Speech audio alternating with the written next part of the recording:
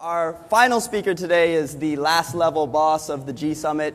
Of course, you know him as the guru of gamification, and he's the reason many of us are here. He's been a pioneer and a champion in this movement. Welcome to the stage, Mr. Gabe Zichermann.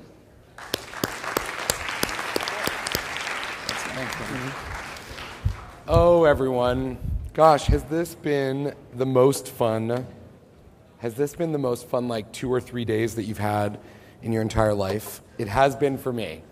It's also been really tiring, as you might expect it to be, but I think tiring in a really good way. I had so many people say to me, over the course of the last day or two, say to me that that their brains hurt from coming here, that there was so much learning, yesterday and the day before, and today, that they've literally had to process all of that learning, and that it took them some time to actually be able to process that. And that actually makes me so happy. Okay, it's mildly sadistic, but it actually makes me incredibly happy to hear that the level of learning has been so great that it's actually required people to cogitate on it. And so I want to, I want to thank you guys again, for coming to this event, which is such a dream state for me to be in. And, it's extraordinary to have had all of you here, all 650 people who've been here over the last few days from all around the world, and everybody who's been watching us on Fora. Of course, all the great faculty, and hopefully you guys have managed to meet and learn from a whole new group of people that are now part of your extended family as you go forth and gamify, and created new relationships with those folks.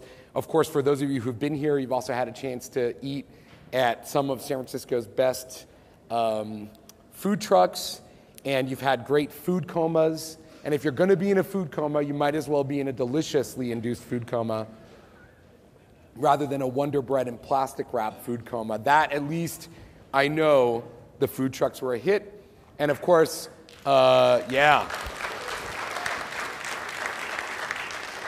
And of course, MemeCube, which MemeCube had some teething issues. MemeCube went up and down. This morning, Twitter itself went down just to give me that extra little, throughout the day. That was fun, though. By the way, Twitter went down. It wasn't just MemeCube this morning. Globally, everywhere. But nonetheless, noticing how awesome it was, how many of you actually participated and used MemeCube and got something out of it. And so hopefully we'll get and compile all of your feedback and use that to make it a more engaging and interesting experience. And so in digesting a lot of the talks today, my closing talk is a sort of amalgam of a lot of the things that I've learned over the course of these 2 days here at Gamification Summit, and also some of my closely held beliefs, things that I think are very important that I observe, about the gamification industry. So I want to just talk about gamification in a couple of different spheres and share with you that sort of what I've kind of boiled down out of that, and some of my editorial view on it.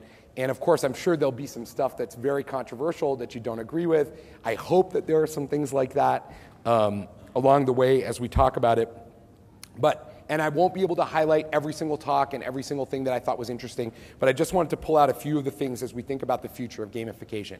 So one thing that happens, one thing that's obviously happened in our opening keynote with Krishna and Saranathan from United Airlines that I don't know how many of you picked up on, but casually in his 7th or 8th slide, he threw in this concept of currency consolidation, which, should make everybody who's interested in loyalty go, Because one of the interesting things about loyalty is that today, the vast majority of loyalty programs are these giant walled gardens, right?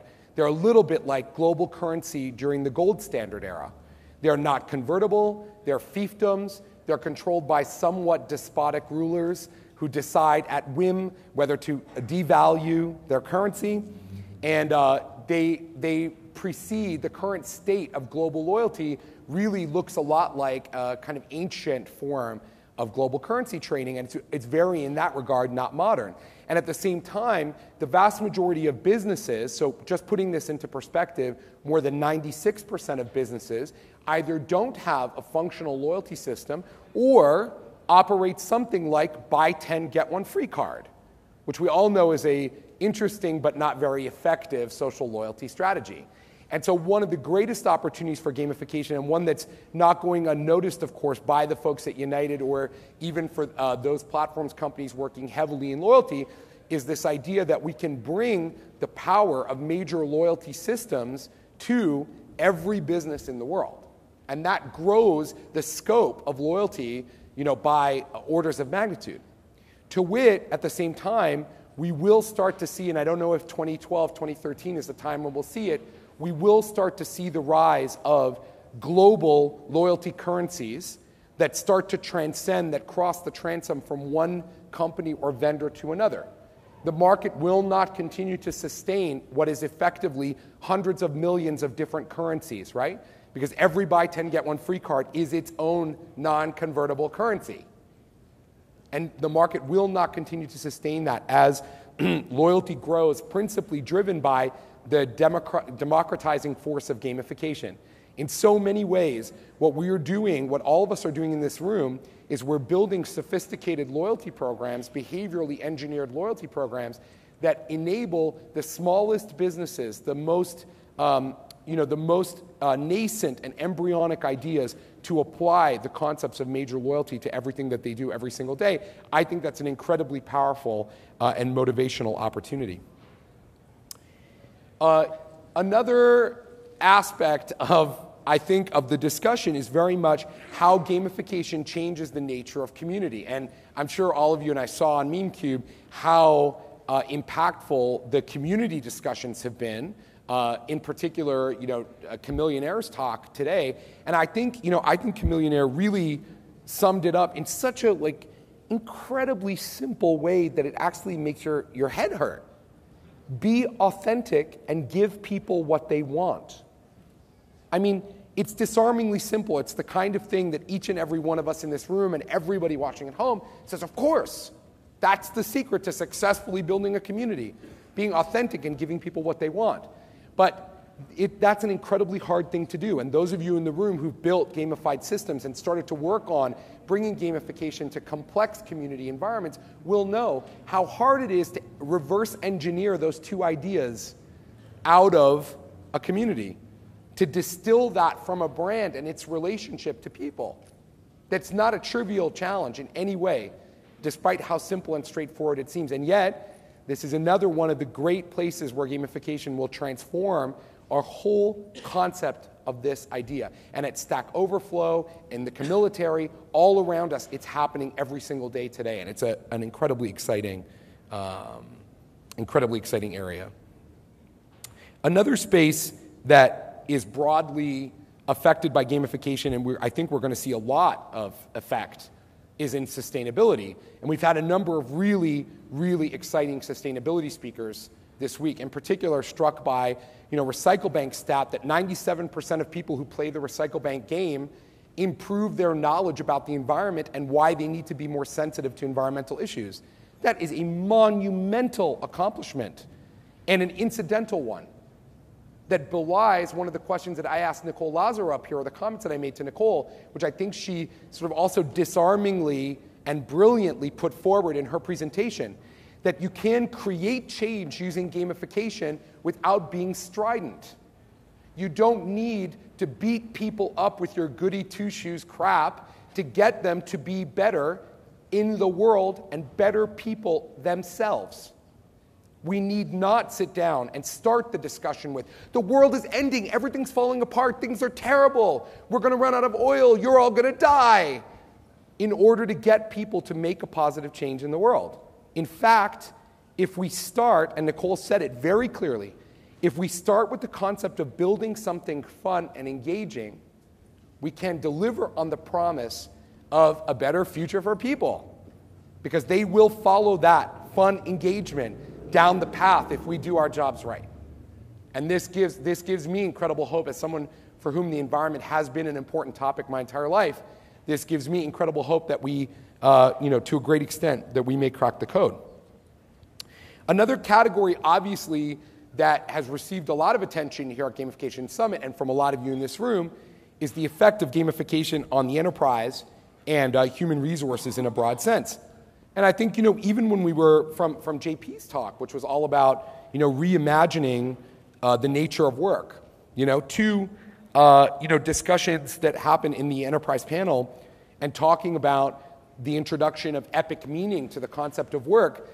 For many of us who work on making the world a more fun and engaging place, the concept that work and play need not be diametrically opposed seems absolutely, positively natural. And yet, for the vast majority of the world, all 7 billion people in it, the vast, vast, vast majority, that is just not true. Think about how big that mountain is, everyone, for 1 second. What percentage of the people, and I'm not talking about privileged people who run their own startups, what percentage of the people in the world would currently describe their job as fun and engaging and full of epic meaning? Wow, right? That's a pretty small number. I don't know the stats. I'm guessing it's a small number. And that is a world of opportunity. And of course, I'm heartened not only by the sort of rough stat that about half of all gamification is devoted today to the enterprise and making work a better place, but also by the presence of the enterprise software community here at GSummit. I'm sure most of you have noticed that basically all of the largest enterprise software companies that you know are here and here in force as that whole industry shifts to a consumerized worldview where all of a sudden they care that end users of software in the enterprise like the software they're making. And this is having a sea change, and we will be at the forefront of making this change happen. Of course, a category that I, personally have been very, very motivated by is the health and wellness category. And we've seen from, John Guerrero getting up here and talking about, doing it to himself, to the incredible Charlie Kim talking about how he transformed the health and wellness culture of an organization that was full of engineers to be fitness freaks. By the way, he didn't tell you my favorite anecdote about going to Next Jump, which is if you ever go there for a meeting, this exercise thing does have the effect of making the whole environment a little bit like a jacked up Red Bull commercial. When you go in there, like everybody's all like, really eager. It's a lot of fun. It's great. It's great. It's just funny, and I love those guys, and I'm just incredibly inspired by them, and inspired by Zamzi, for example, who described that literally 80% improvement in the health and movement, just the movement of the people using a simple gamified thing, the kids using a simple gamified tool like Zamzi. I think what's exciting about health and wellness is that gamification is really at the forefront of the self-directed health and wellness movement. It is the thing that's making all of these health and wellness startups that we're getting excited about and that we're seeing. It's the thing that's making them successful, that's making them effective, that's creating this change in behavior. And I don't want to oversell the opportunity in health, but from where I sit, this is the first time in 100 years that you've been able to start a healthcare company that affects the actual outcomes of people without having $50 million and 12 years to wait for the FDA to approve your drug or device. You can make a piece of software that operates outside of that system that actually gets people to move. You can build an internal architecture that gets an entire organization working out healthy, fit, happy, without designing a drug or making a medical device. It is not an insignificant thing. And at the core of that is designing for engagement, designing for behavior change. The software is secondary to the design consideration. And this category, of course, is so powerful. And who can forget the energy of Tim Vandenberg, who was up here on the stage, the educator from Southern California. And not alone in the education talks at GSummit, there have been many really interesting discussions of education, but Tim, I heard from people, on the verge of tears, watching Tim stand up here and talk about his simple but highly motivational reimagining of education. And it's part of the reason why every gamification summit, I try to bring an educator going against the grain, someone who's unpacking the secrets of how to bring gamification to education to the actual event, so you can hear from them firsthand. Their kind of grassroots efforts to use these techniques belie something very interesting, which is what I took away from Tim Vandenberg, and also, for those of you who've watched the video or have come previously to GSummit, from the discussion of Mr. Anant Pai, who took his failing third grade class to mid-fourth grade in reading and math by replacing the standard curriculum with games. And both Tim's examples and Anant's examples, I think, highlight a really, really important lesson, which is, it seems, the secret to making education reform, at least in K through 12, work in a kind of meaningful way is to combine fun and engagement, which often these game modalities deliver in in spades, to combine fun and engagement with great old-fashioned teaching. Because the thing that you saw that you cannot ignore about Tim Vandenberg's talk and about Anant Pai's talk is they are classic, awesome teachers, walking around the room, listening to their students, asking probing questions, building lesson plans that target their students, but where the books are replaced with games. I don't have enough data to tell you that this is the best thing that's ever been invented and that we should junk the whole education system and replace it to that. But I can encourage, admonish, ask you to make an effort for one moment and become an advocate for more data about this modality. Because it seems to be something that, of course, makes perfectly good sense, but absolutely seems to work. And, I find very, very exciting. But of course, at a meta level, the most important, intriguing, and exciting achievement for us, for all of us in this room, is the fact that we are coalescing as a community. That there is a kind of unifying and uniting concept that brings everybody in this room together. Whether your principal focus is venture capital or healthcare, whether you view yourself as a startup person who builds amazing products, or you're trying to reform the education or sustainability system from the inside out, we all are united by one simple concept, which is that we can, using the techniques of gamification and behavioral engineering and design, we can get people to be better versions of themselves. That we can make parts of the world that today are dry, that are boring, that are quotidian in every possible sense, that we can make them fun and engaging, that we can bring surprise and delight and levity, and that we can architect systems that help us accomplish all of these different goals. And in that regard, the motley crew of speakers and attendees, the wide range of folks that come here and watch us online, are part of what I think of as the most important and meaningful design movement of this decade, and certainly in my recent memory. It is an incredibly, incredibly exciting thing to see all of you here and to see the energy of this place and the people who are here and all the different things that you're working on. And I'm sure that you've realized from over the course of programming and meeting each other that no matter what category you're in and no matter what industry you're in, that you share a lot in common with each other, more so than greater than your differences. And fundamentally, that two things are true. One is, I know you to be an optimistic group of people. Just by coming here and devoting whatever amount of your career that you have invested in gamification, you are demonstrating your optimism. You are sharing a belief that things can be better, and that they can be better by design, which is a very specific observation about the world, and that makes you unique and awesome. And the second thing, which is sort of my closing thought, is a quote from the amazing Nadia Derikova, who I'm sure some of you got a chance to see today speak on behalf of Google.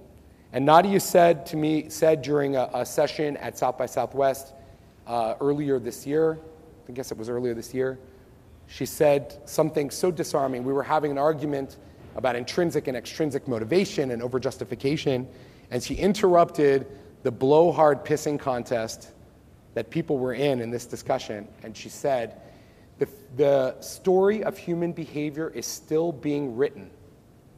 We don't know all the answers.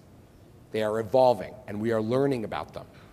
And here, you've been, both as active participants as you've been on the forefront of this whole new concept about human behavior. You are at the very leading edge of understanding what works and what doesn't, both in practical examples and in science. And so for that, I think you deserve a round of applause.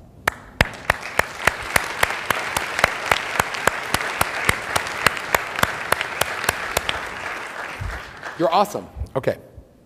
I also just want to briefly again thank our platinum sponsors, Badgeville, Bunchball, and Synergy, without whom this would not be possible, and our other sponsors across a wide range of companies and organizations who help make this event such an incredible success.